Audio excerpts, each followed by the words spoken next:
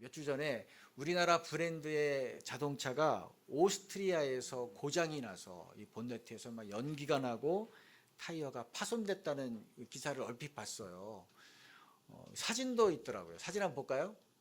연기가 나고 타이어가 양쪽에 사실 다 터진 게 보이죠? 저는 얼핏 봤기 때문에 저 뭔가 큰 문제가 생겼나 보다. 차량에 뭐 결함이 있나 보다. 이제 그렇게 생각을 했는데 자세히 보니까 그게 아니에요. 이 장소가 알프스 산맥 고지대 도로였어요. 또 판매 중인 차가 아닙니다. 이건 지금 개발 중인 차를 테스트하는 중이었어요. 사진 한번 다시 봅시다. 다른 사진을 보니까 이해가 됐어요. 자, 이 좀 위장막을 가리고 있죠? 알프스 산맥 고지대. 또 다음 사진도 있나요? 봐보세요. 그죠?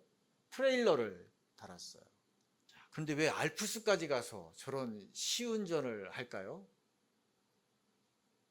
가장 혹독한 환경 속에서 저 시험을 하기 위한 거죠. 아마 브레이크 성능을 테스트할 거예요. 수천 미터 고지잖아요. 저 고지대에서 내려오면서 계속 브레이크를 밟는 거예요. 그러면 이 제동 장치에 무리가 가게 만드는 거죠. 또 게다가 뒤에 뭐가 달렸어요? 트레일러가 달렸어요. 그러니까 무게를 얼마나 더 많이 하중을 받겠어요. 그러니까 차가 무거우니까 이 브레이크가 과열될 거라고요. 또 밑으로 내려온 다음에 다시 또 거꾸로 올라갑니다. 산 정상을 향해서 올라가면서 테스트하는 거예요. 엔진이나 뭐 변속계, 뭐 냉각계통에 또 이게 무리를 주는 거죠. 또 고지대니까 기압이 낮을 거예요. 온도 변화가 수시로 바뀔 겁니다. 이런 상황에서 요즘에 차량은 전자제품과 비슷하니까 전자제어 시스템이 어떻게 문제가 생기는가를 또 보는 거죠. 이렇게 산을 오르락 내리락 하면서 이 브레이크를 밟으니까 과열이 돼서 이게 이 휠에 전달이 되고 이 타이어가 터진 거예요. 자, 왜 자동차에 이런 시련을 주는 건가요? 약함을 발견하기 위해서, 약한 부분을 발견하기 위해서 일부러 시련을 주는 겁니다. 이 브레이크가 어떤 상황에서 견뎌내지 못하는지를 보는 거죠. 또 언제 엔진 출력이 급감을 하는지를 보는 거고, 또 이 센서가 어떤 상황에서 오작동을 하는지를 이제 보는 겁니다. 만약 경비를 절약한다고 이제 우리나라의 저 뭐 태백산맥 쪽 아니면 저 뭐 진부령, 대관령 이런 쪽에만 가서 테스트하고 이상 없다 하고 차를 생산하면 어떻게 될까요? 저 차가 저런 알프스 같이 고지대 험한 산길을 가다가 멈추는 얘가 속출할 것입니다. 이러면 국제적인 신인도가 떨어지고 차량 판매가 잘 안 될 것이 뻔하죠. 그래서 이 차량 연구원들은 시제품 차에 가혹한 시련을 일부러 가하는 거예요.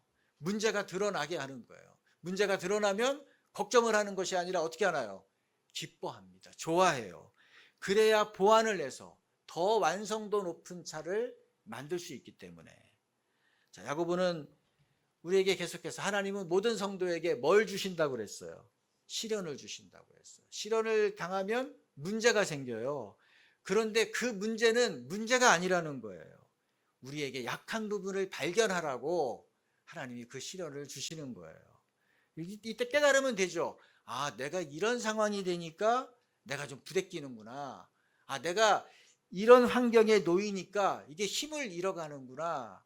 내가 이런 성향을 좀 만나니까 내가 좀 부담스러워, 갈등이 생기는구나. 깨닫는 거예요. 평탄한 길을 갈 때는 몰랐는데 시련을 통해서 나의 약함을, 부족함을, 결함을 알게 되는 거죠. 이거는 좋은 일입니다. 이건 환영해야 될 만한 일이에요. 나의 믿음이 업그레이드 될 수 있는 절호의 기회인 것입니다. 우리는 착각하면 안 돼. 우리는 완성차가 아니에요. 우리는 어떤 차입니까? 테스트 중인 차예요. 그래서 운행 중에 결함이 나와요. 연기도 나고 과열도 되고 뭐 타이어도 터지고 그래야 정상인 거예요. 주님 앞에 갔을 때 이제 완성차가 될 것입니다. 여기에서 실컷 그런 결함이 발견되고 바꾸어야 되는 것입니다. 그래서 성경은 하나님이 주신 시련은 뭐라 그랬어요? 축복이다. 기쁘게 여겨라. 말한 것입니다. 하지만 견디는 과정은 힘들죠. 이 시련을 견디는 과정은 가장 고통스러운 일입니다. 예수님 생각해 보세요. 이 땅을 사는 동안 끊임없이 시련 겪으셨잖아요. 정점이 어디였나요? 시련의 정점은 십자가였어요. 어떻게 하셨죠? 죽기까지 인내하셨습니다. 근데 그 과정이 너무나 힘들었기 때문에 예수님도 하나님께 애원했어요. 이 잔을 내게서 옮겨주십시오. 나 이거 못하겠습니다. 그러나 내 뜻이 아니라 아버지의 뜻을 따르겠습니다. 또 그렇게 또 이어서 또 말씀하셨죠. 기도하셨죠. 그래서 십자가형을 받고 선고받고 사형장으로 걸어갔습니다. 걸어가는 도중에 어떻게 했어요?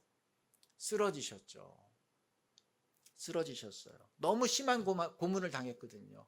너무 많은 피를 흘렸거든요. 손가락 하나 움직일 힘도 없기 때문에 그 강인한 예수님도 그냥 주저앉아 쓰러지신 거예요. 이처럼 우리가 이 땅에서 시련을 감당하는 것 어려운 일이라는 거예요. 힘든 일이라는 것입니다. 예수님처럼 육체적인 한계에 직면할 때가 있어요. 우리 이 감정적인, 이 정서적인, 정신적인 한계에 직면할 때가 있는 것입니다. 하나님은 그 상황까지 우리를 몰아붙이세요. 그런데 예수님이 주저앉았을 때 어떤 일이 벌어졌습니까? 구레네에서 온 시몬이라는 사람이 등장을 했어요. 그래서 예수님의 십자가를 대신 지고 그 골고다 언덕까지 올라갔습니다. 저는 이게 우연이라고 생각하지 않아요. 하나님이 예비해 놓은 사람, 예수님의 육체적인 힘이 완전히 소진된 그 지점에 하나님이 시몬을 대기시켜 놓았다는 거예요. 이것은 하나님이 주신 시련을 견디는 사람만이 경험할 수 있는 일이에요. 시몬을 만난다고요. 그래서 저는 우리가 신앙생활하면서, 여러분들이 신앙생활하면서 하나님이 시몬을 예비해 놓는 그런 것을 경험해 보시기 바랍니다. 내가 다 아무리 해도 안 됐을 때, 이거 도저히 안 되겠다고 했는데 하나님이 시몬을 예비해 놓는 그런 우리가 이 하나님의 은혜를 경험해 봐야 되는 것입니다. 아브라함도 이랬죠. 이삭을 제물로 바치라고 했잖아요. 그래서 그 이삭을 데리고 3일길이나 걸어서 모리아 산으로 올라갔습니다. 자녀를 죽이는 것보다 더 큰 시련이 어디냐? 인간에게 가장 큰 시련이잖아요. 아브라함은 중간에 마음을 바꿀 수 있어요. 그리고 집으로 돌아갈 수 있습니다. 그러면 아내도 얼마나 좋아하겠어요. 모두가 다 기뻐하는 일이죠. 하지만 어떡합니까? 끝까지 갔어요. 끝까지 가서 칼까지 들었습니다. 그때 하나님이 멈추라 그러시죠. 그리고 이삭을 대신해서 바칠 뭘 준비해 놓으셨습니까? 순양을 준비해 놓으셨어요. 순양이 숯불더미에 걸려있는, 뿔이 걸려있는 순양을 준비해 놓으시고 저거를 이삭 대신에 제물로 바치라 말씀하십니다. 어떤 분이 이 순양은 하나님이 태초부터 아브라함을 위해서 그 모리아산 정상에서 기르고 계셨다. 그렇게 생각하시는 분들도 있더라고요. 이거 시련을 견디는 사람만이 순양을 준비해 놓으신 하나님을 만나게 된다는, 경험하게 된다는 거예요. 좀 이런 거 우리가 경험해 보고 싶지 않습니까? 이거 해봐야지 이게 진짜 신앙인인 거예요. 우리가 이 축복을 누리지 못하도록 방해하는 것들이 있다 그랬어요. 그게 뭡니까? 유혹이라 그랬죠. 미끼, 유혹이 있다 그랬어요. 예수님도 많은 유혹 받으셨잖아요. 첫사람 아담, 하나님이 주신 최고의 환경, 파라다이스에서, 에덴 동산에서 살았던 그 아담과 하와도, 부족함이 아무것도 없었던 그도 유혹을 받아서 선악과를 따먹고 말았어요. 예수님의 제자 가룟 유다, 얼마나 영광스러운 자인가. 예수님의 제자가 된다는 것, 이건 아무나 할 수 있는 일이 아니잖아요. 그런데 유혹의 미끼를 물어서 그냥 낙마하고 맙니다. 크게 후회했어요. 시련을 견디는 것은 실제로 어렵다는 거예요. 누구나 다 할 수 있는 일이 아니라는 것입니다. 성경을 읽을 때는 인내해야지, 그거 인내 당연히 해야지라고 우리가 생각합니다. 다른 사람이 어려움 겪을 때는 인내해야지, 견뎌야지, 기쁘게 여기라고 했잖아, 얘기해 줄 수 있어요. 그런데 막상 내가 나의 일이 되면 이게 쉽지 않다는 거예요. 이게 말처럼 되지 않는다는 것입니다. 한 야구 해설위원이 중계를 하면서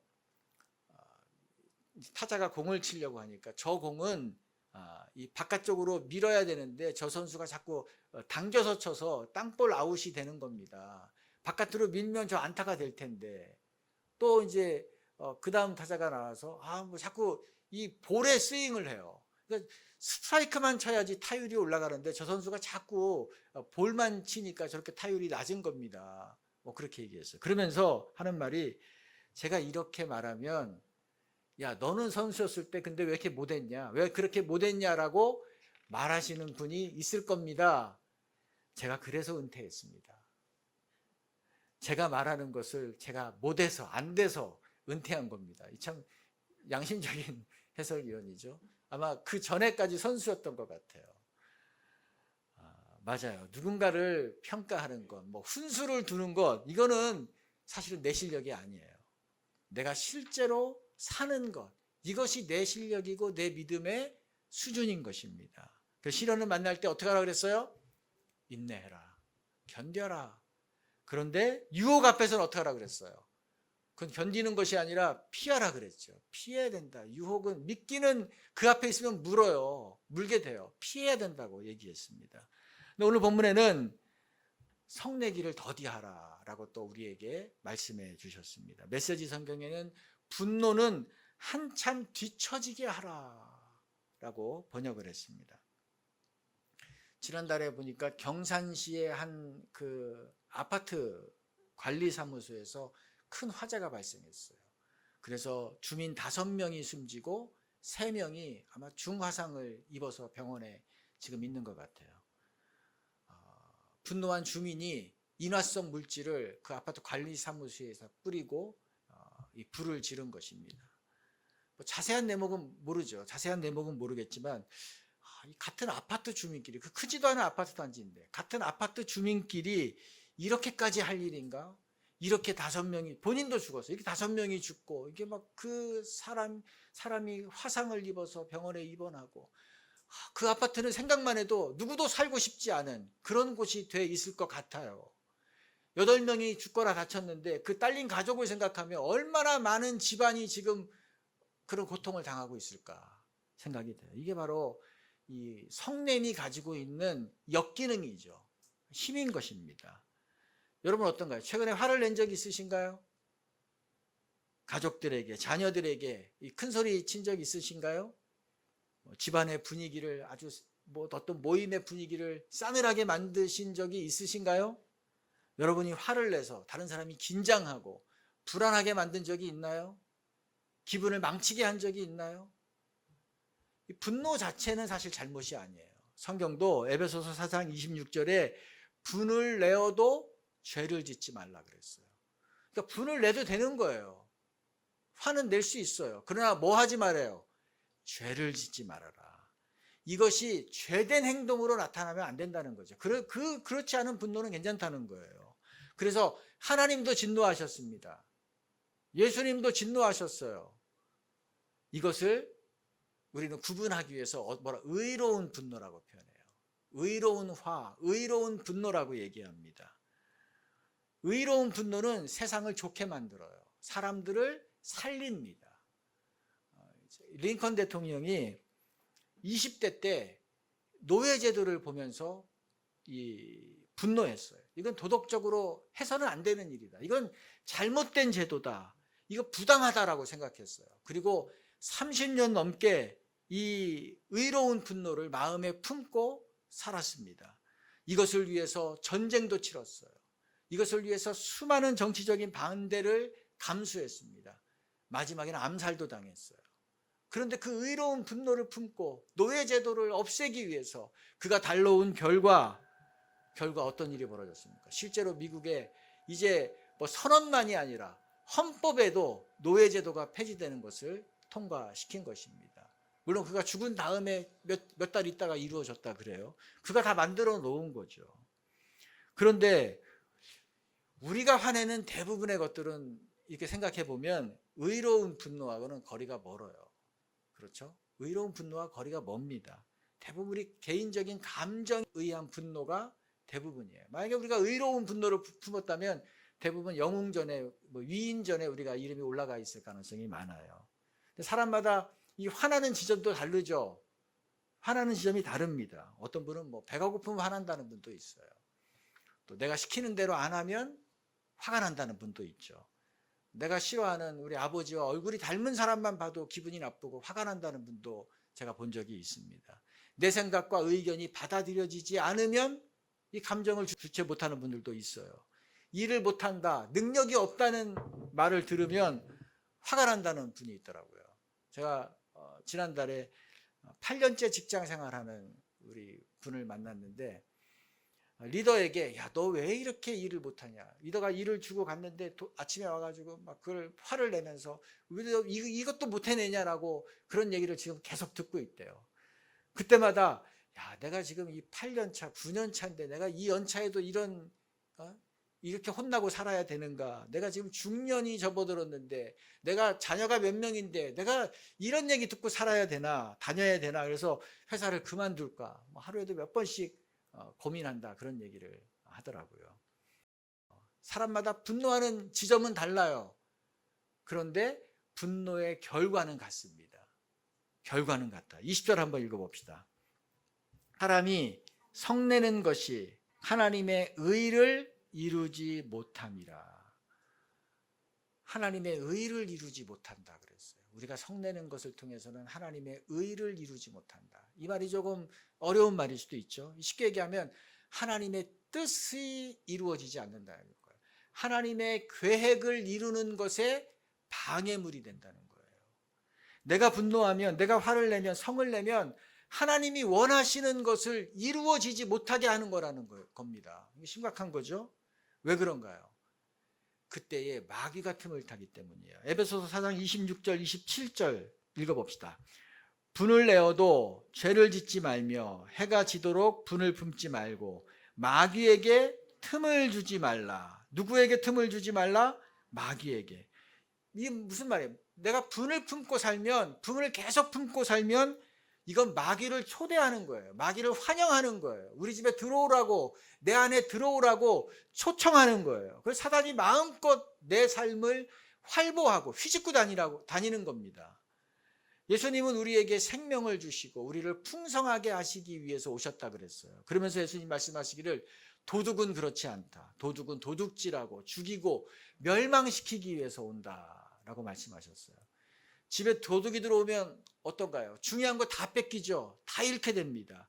집안이 엉망이 돼요. 그래서 도둑이 들어오지 못하도록 우리는 얼마나 많은 방어를 하나요? 현관문도 방범문, 방범 창문을 하고 도어락을 달고 CCTV, 무인 경비 시스템 할 수 있는 건 다요. 3중 4중의 장치를 한다고요. 그런데 정작 분을 품으면 사단에게 대문을 열어주는 거예요. 대문을 열어놓고 사는 것과 마찬가지라고 했어요. 사단이 주는 것 가운데 좋은 것이 있나요? 좋은 거 있나요? 좋은 거 하나도 없는 거예요. 정죄감, 실패감, 수치심, 불안감, 두려움, 이런 것뿐이에요. 당연히 하나님의 의를 이룰 수가 없죠. 사단은 하나님의 의, 하나님의 뜻을 방해하는 자인데, 사단이 활개치고 다니는데 어떻게 그 일을 이룰 수가 있겠어요? 그래서 성내지 말라고 이야기한 것입니다. 두 번째 이유가 있어요. 잠언서 22장 24절을 읽어봅시다. 노를 품는 자와 사귀지 말며 울분한 자와 동행하지 말지니. 화 잘 내는 사람과 함께 있지 말라는 거예요. 사귀지 말라, 함께 다니지도 말라 그랬어요. 근데 그 이유가 뭔지를 25절에 얘기했습니다. 읽어봅시다. 그의 행위를 본받아 내 영혼을 올무에 빠뜨릴까 두려워함이라. 그의 행위를 본받는다. 너도 전염된다, 감염된다는 거예요. 너도 전염돼서 너도 똑같은 사람이 된다. 그러니까 화내고 투덜대는 사람과 가까이 있으면 나도 모르게 그렇게 된다는 거예요. 그 사람이 화를 내면 무슨 이유인지도 모르면서 나도 동조가 돼요. 나도 같이 화를 내는 거예요. 그 사람이 화내는 사람에게 나도 동조해서 화를 내게 되는 것입니다. 이게 전염, 감염된다는 거예요. 결국 하나님의 뜻을 막는 사람이 된다. 내가 하나님의 뜻을 막는 사람이 된다는 거예요. 성경이 성내지 말라고 한 것은 좋은 것이 없기 때문에, 좋은 결과가 없기 때문에 이렇게 하라고 말씀하신 것입니다. 자, 그러면 어떻게 해야 되나요? 어떻게 해야 되나요? 두 가지를 얘기하려고 합니다. 첫 번째, 화가 가라앉을 때까지 기다려야 된다. 읽어봅시다. 화가 가라앉을 때까지 기다려야 한다. 잠언서 16장 32절 읽어볼까요? 노하기를 더디하는 자는 용사보다 낫고 자기의 마음을 다스리는 자는 성을 빼앗는 자보다 나으니라. 이 노한다는 것은 자기 마음을 다스리지 못한다는 증거래요. 사람이 노한다는 것은 누가 나에게 화를 돋은 것이 아니라 내가 내 마음을 다스리지 못하는 사람이다라는 것을 증거하는 거라는 것입니다. 그런데 자기 마음을 다스리는 사람, 노하는 것을 늦추는 사람은 어떤가요? 큰 성을 정복한 장군보다도 큰 사람이다. 전쟁에서 승리한 장수, 영웅이잖아요. 근데 그 사람보다도 분노를 늦추는 사람이 훨씬 더 강한 사람이다라고 얘기합니다. 더 가치 있는 사람이다라고 성경이 얘기했습니다. 그만큼 이 감정을 제어하는 것, 통제하는 것 어려운 일이라는 거죠. 누구나 못한다는 거죠. 분노하면 우리 이성이 마비돼요. 화를 내면 우리 이성이 마비가 됩니다. 그래서 바른 판단, 옳은 판단을 못해요. 한번 생각해요. 여러분이 화가 난 상태에서 결정한 것 가운데 좋았던 것이 있나요? 화가 난 상태에서 결정하면 결코 좋은 판단, 좋은 결정이 안 됩니다. 그 어떻게 해야 돼요? 잠시 기다려야 돼요. 어떻게 된다고요? 잠시 기다려야 돼요. 아무리 일급수 계곡물은 그냥 그 자리에서 떠서 먹어도 돼요. 근데 아무리 깨끗한 일급수 계곡물도 내가 그 안에 들어가서 막 왔다 갔다 하면은 그 밑에 있는 흙탕물이 올라와서 그 깨끗한 물도 뿌옇게 돼요. 흙탕물이 돼요. 근데 그 물 떠서 마시는 사람 있나요? 막 흙탕물 막 뿌옇게 올라왔는데 그 물 안 마신다고요. 어떻게 해야 돼요? 잠시 기다려야 돼요. 잠시 기다리면 그 막 올라왔던 그 뿌연한 것들이 가라앉아요. 조금만 기다리면 가라앉아요.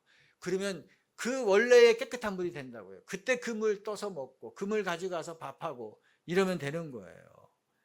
잠언서 12장 16절 이렇게 얘기했습니다. 미련한 자는 당장 분노를 나타내거니와 슬기로운 자는 수욕을 참느니라.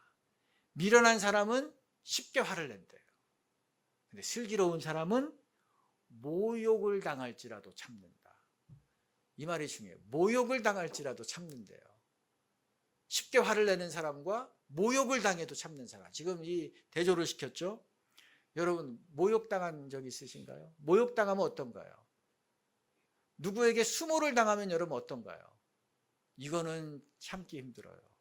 그렇죠? 2배, 3배로 갚아주려고 하잖아요. 또 이 세상 사람들은 그런 데서 참으면 그 사람이 너를 쉽게 보고 계속해서 너를 모욕하고 너를 수치 주고 너를 무시하고 그럴 거야. 그 자리에서 응징을 해야 돼. 이게 세상의 법칙이라고요. 근데 하나님 말씀은 뭐라 그랬어요? 모욕을 당할지라도 뭐 하지 말라? 당장 분노하지 마라. 당장 화내지 마라. 참아라. 이 말이죠. 제가 그전에도 얘기한 태권도 9단과 1단이 싸우면 누가 이기나? 1단이 태권도 9단에게 와서 대결하자, 싸우자 이러면 누가 이기나요? 1단이 이겨요.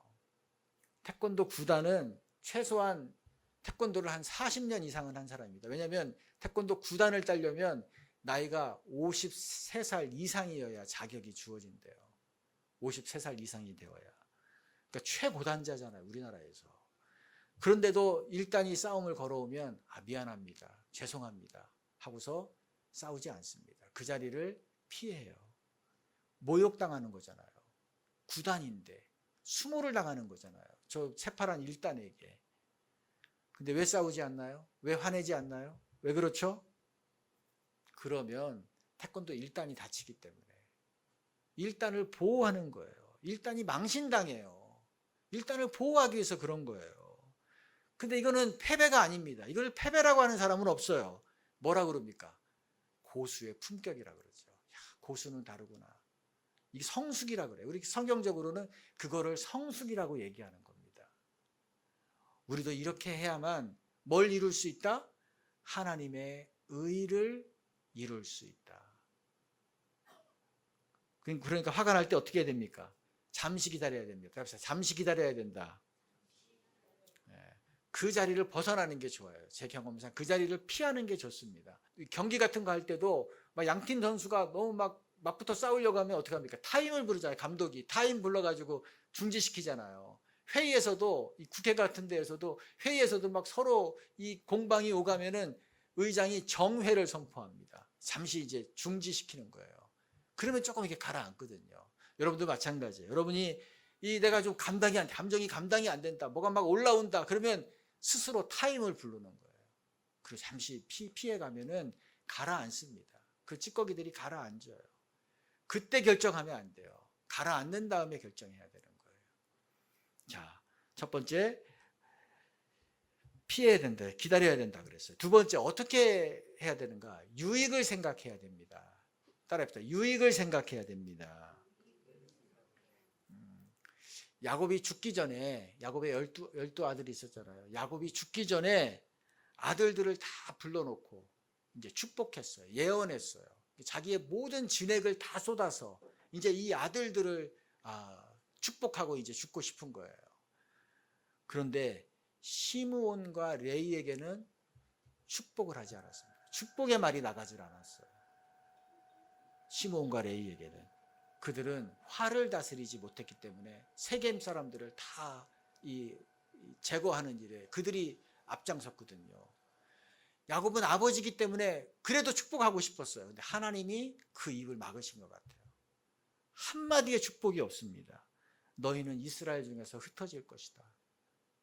이게 전부 다예요. 뭐 그 앞에 보면 더 심한 말도 있어요. 너희는 이스라엘 중에서 너희는 이제 소멸될 거라는 거예요. 시므온과 레이는 축복을 받을 자리에 있었습니다. 마땅히 축복을 받아야 되는 자리에 지금 있는 거예요. 그런데 어땠습니까? 빈손이었어요. 빈손. 왜? 자기 감정을 다스리지 못하는 자였기 때문인 것입니다. 그러니까 우리가 유익을 생각해야 돼요. 내가 지금 이걸 통해서 어떤 일이 벌어질까를 생각해야 된다는 것입니다. 제가 금년 봄에 건강검진을 이제 받으러 갔는데, 근데 이제 제 나이에는 국가에서 폐활량 검사를 의무적으로 필수적으로 해야 되는 항목이 딱 그 시점이래요. 그래서 그거를 받아야 된다고 하면서 그 폐활량 검사실로 가라고 하더라고요. 그래서 갔더니 이제 방이 2개가 있었어요. 선생님이 오셔가지고 연습을 시켜주시더라고요. 숨을 깊이 들어 마시고 6초 동안 힘을 완전히 호흡을 확 불어내라는 거예요. 한 2번 정도 연습을 시켰어요. 이제 3번째 이제 하는 걸 보더니 이제 잘하신다고, 이렇게 하시면 된다고 하고, 이제 그분이 제 담당 방에 있는 그분에게 가서 이제 이거 어떻게 컴퓨터에 입력하는지 뭐 이걸 또 알려주더라고요. 그러니까 이분은 제가 보니까 이제 내 방에 있는 분은 처음이에요. 처음. 초짜예요. 그러니까 이제 처음부터 알려주고 이제 이분이 이제 옆방으로 갔어요. 근데 제 담당 선생님이 이제 저에게 앞에서 부세요 하더라고요. 그래서 불었는데 실패했어요. 아까 선생님 할 때는 잘했거든요. 왜냐니까 옆에 있는 분이 중요해요. 이분이 옆에서 더 하면서 이렇게 막 이걸 해줘야 돼요. 그래야지 이게 분다고요. 근데 그게 없으니까 조금 불다가 너무 빨리 호흡이 끊어져가지고 실패했어요. 그러니까 다시 해야 된대요. 또 했는데 또 실패했어요. 이분은 그냥 부세요 하고 가만히 있는 거예요. 힘이 점점 빠져요. 3번째 했는데도 또 실패했어요. 그래서 4번째 했는데 겨우 성공했어요. 너무 힘들다. 그러고서 이제 됐는데 나오려고 하는데 이분이 깜짝 놀라요. 문제가 생겼대요. 자기가 컴퓨터에 이걸 등록을 해야 되는데 등록을 안 했대요. 다시 해야 된대요. 그래서 신참이잖아요. 그럴 수 있잖아요. 그죠? 괜찮다고 다시 하자고. 다시 했는데 저게 생각보다 힘들어. 이제 내가 한 7번 했기 때문에 호흡이 이제 안 나온다고요. 호흡이 딸려요. 그래서 아무리 막 또 옆에서 안 도와주니까. 그래서 이게 또 3번, 4번 했는데 안 됐어요. 막 그래프가 이게 나와야 되는데 자꾸 다운되는 거예요. 그래서 억지로, 이거 안 되겠다고 해서 억지로 해가지고 겨우 또 한 4번 해서 성공을 했네요. 이제 됐다. 우선 이제 나오려고 딱 봤는데 또 문제가 생겼어요. 제가 모니터를 보니까 제 이름이 아니에요. 이분이 초짜잖아요. 그러니까 제 이름에다가 해야 되는데 엉뚱한 다른 사람 이름을 적어놓고 그 데이터를 입력한 거예요. 그것도 제가 알려줬어요. 아니, 제 이름이 아니네요. 그랬더니, 어머, 어떡하죠? 맞네요. 실수 연발이에요. 그러니까 본인이 더 당황했어, 지금. 지금 본인은 어쩔 줄 몰라요, 괜찮다고. 다시 하면 된다고. 내가 다시 하겠다고. 근데 진짜 힘이 떨어졌거든요. 또 잘 안 돼요. 그러면 또 옆에서 도와줘야 되는데 그것도 못 하니까. 또 한 번, 4번 정도 한 것 같아. 그래서 겨우 성공했어요. 이제 머리가 정말 어지럽고, 정말 건강 문제가 물도 못 마시잖아요. 그러니까 이게 정말 탈출하듯이 나왔어요. 나와서 이제 다른 검진을 이제 받고 있는데 데스크에서 연락이 왔어요. 폐활량 검사실로 가라는 거예요. 아니라고. 나 지금 거기서 1번으로 가가지고 아까까지 내가 몇 번이나 해가지고 난 통과돼서 왔다고. 그랬더니 아니 거기서 부른대요. 가부래요. 그래서 이게 또 이제 위에 사람 불러갖고 또 사과하려고 하는구나. 나한테 이제 너무나 힘들게 했기 때문에 이제 정중하게 사과하려고. 그렇게까지 할 필요 없는데 뭐. 그래서 또 갔어요. 갔더니 이제 그 옆방에 있던 고참하고 이분을 두 분이 문 앞에까지 나와서 죄송하다는 거예요. 뭐가 죄송해요? 공단 기준에 맞는 그래프가 나오지 않았대요. 공단에 제출해야 되는 그래프가. 그러니까 저를 보내고 이제 이 고참이 한번 점검했겠죠. 와가지고 보니까 그 기준에 안 도달한 거예요. 다시 해야 된대요. 다시.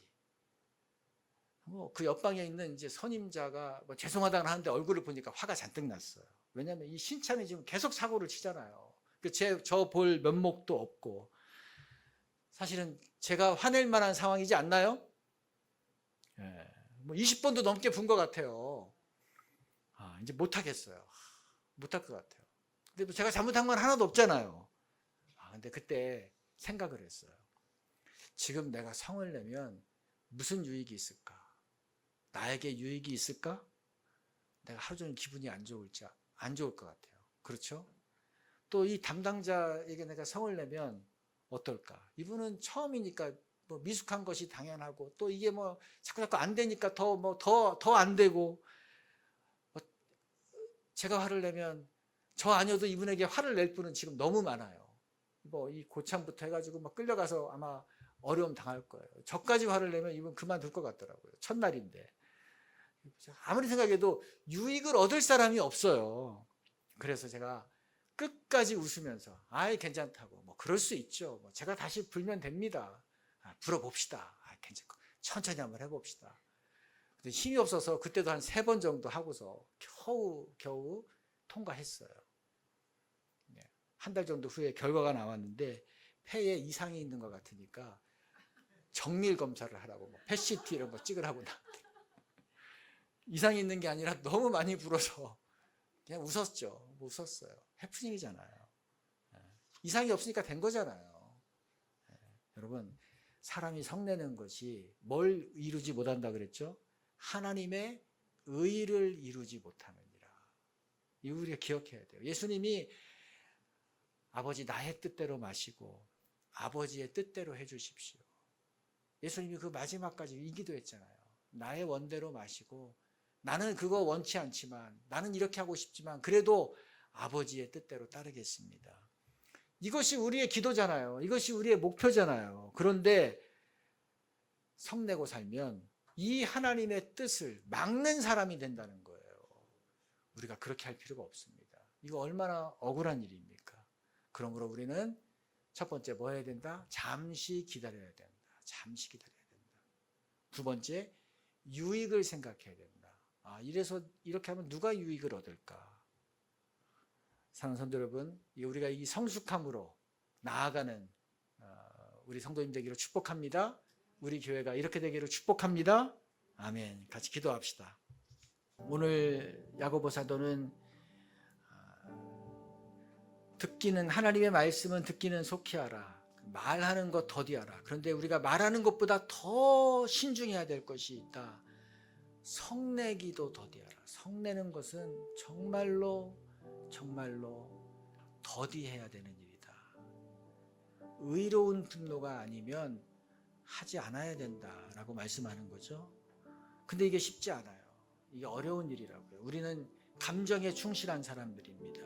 우리는 뒤를 보지 않는 사람이에요. 앞을 보지 않는 사람이에요. 그냥 내가 중요하고 내 지금이 중요한 것입니다. 그러나 하나님, 이것을 통해서 하나님의 의가 이루어지지 않는다고 하니 하나님, 이거 너무 심각하네요.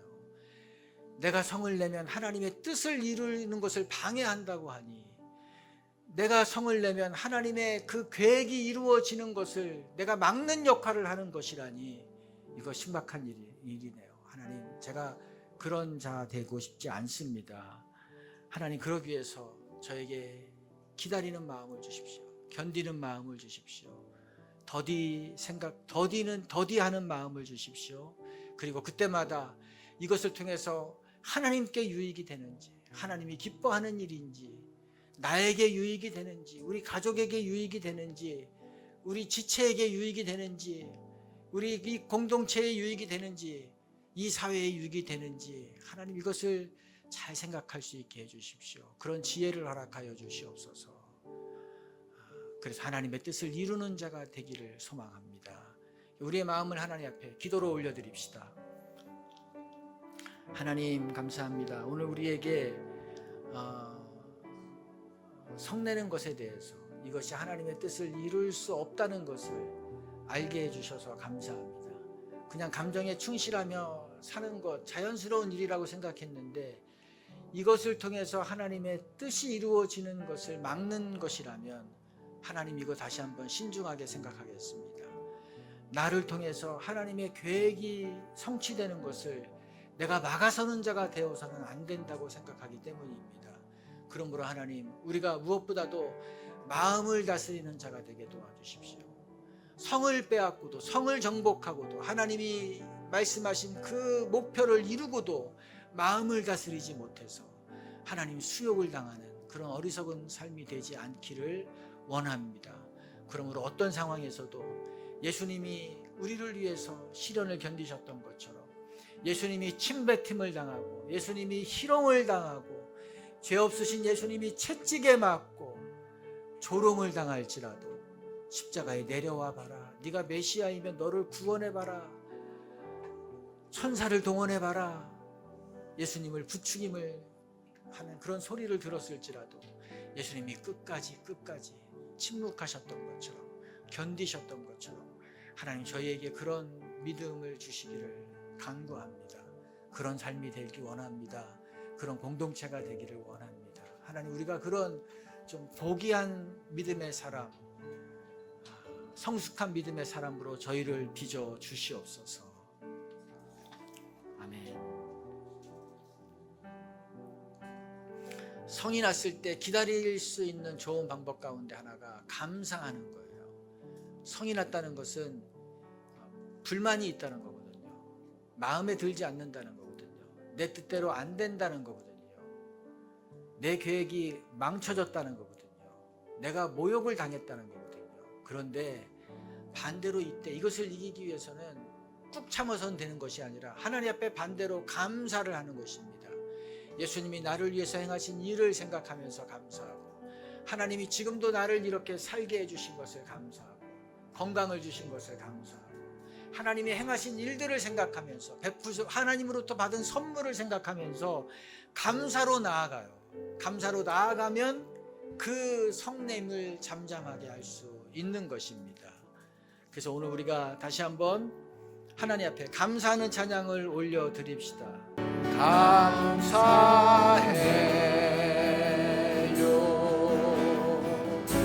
주님의 사랑,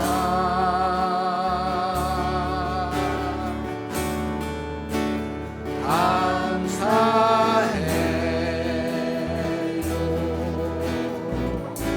주님의 은혜, 목소리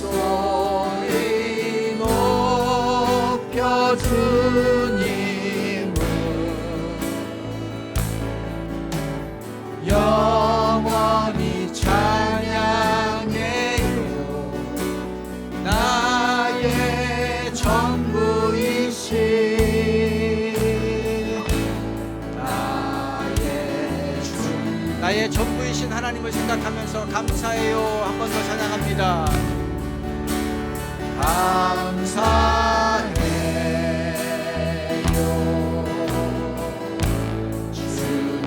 주님의 사랑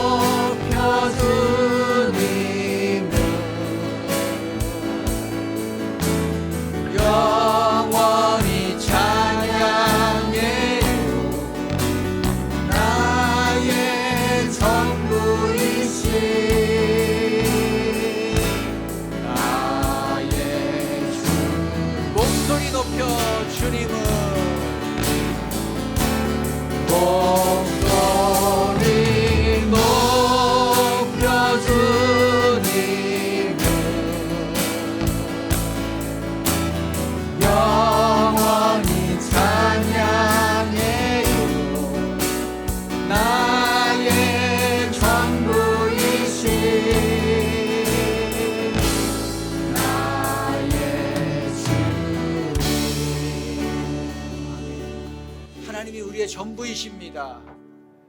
하나님이 전부이신 것을 고백하는 것이 감사예요.